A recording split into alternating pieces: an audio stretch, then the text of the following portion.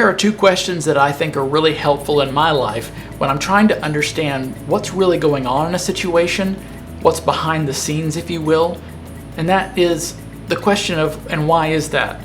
Now that may sound really simple because that's what we're asking all the time, right? But what I mean is to take a situation and then analyze it for a bit and think in terms of the cause and effect relationship. And why is that? So this person spoke to me this way. Why is that?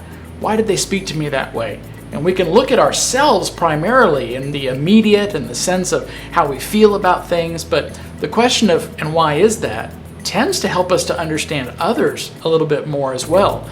It gets us a little bit outside of ourselves and thinking in terms of what the other people's perspectives are. It can also help us in understanding some of the things that have taken place generationally. Not only generationally, but even in the history of nations, and even in the history, as we look at God's Word, of what God's been doing amongst humanity since the fall of man and even since His creation. As we look back to the identity of who we are and why we do what we do and what tends to happen when we make certain choices, another question that I really find is helpful for me before I'm about to make a choice is, and then what? So I really want to do this. Okay, well, let's think about that. And then what? I make that choice today now. And then what happens? What could be the outcome of that? What are some of the things that might take place? What's the most likely thing to take place if I make that choice?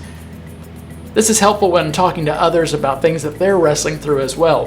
When they're trying to understand why they feel what they feel about a thing, getting into the root causes and effects, etc. through, and why is that? No, go deeper. Keep going, keep going, keep going.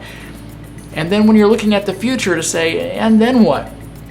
One of the things I find people are really about right now is trying to build a life that matters, trying to have an impact, trying to make a difference.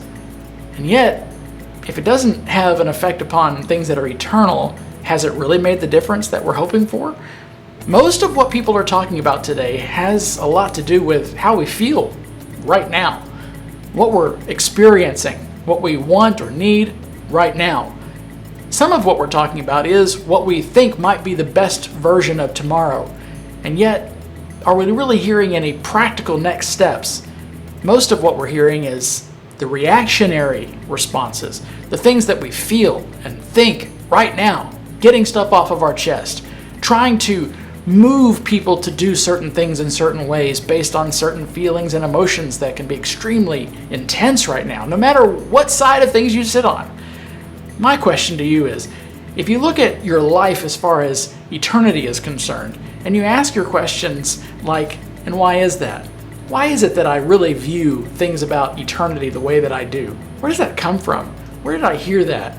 Where did that get into my thought pattern? And if you ask the question in terms of, what will eternity look like for me? And then what?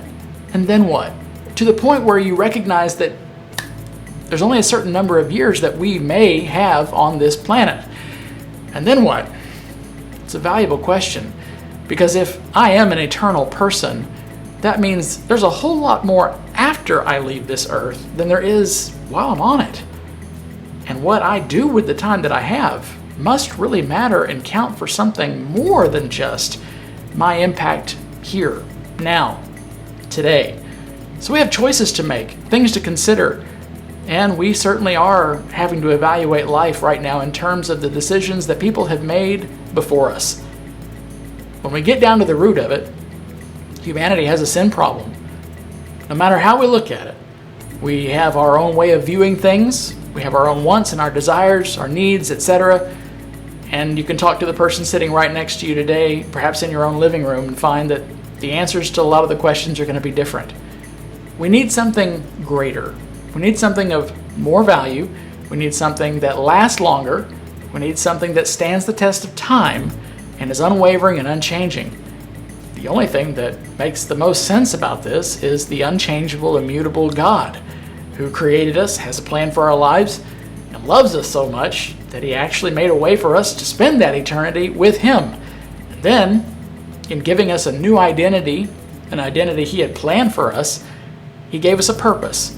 And in that purpose, we find fulfillment, we find hope, we find joy, we find meaning, and we find that life matters. All life matters. And life matters most when it's pointed toward eternity. I'm Rob Casey with GoSendMe Global. I hope that this has been something good to think about for you today. I look forward to hearing your responses and questions as we consider, and then what?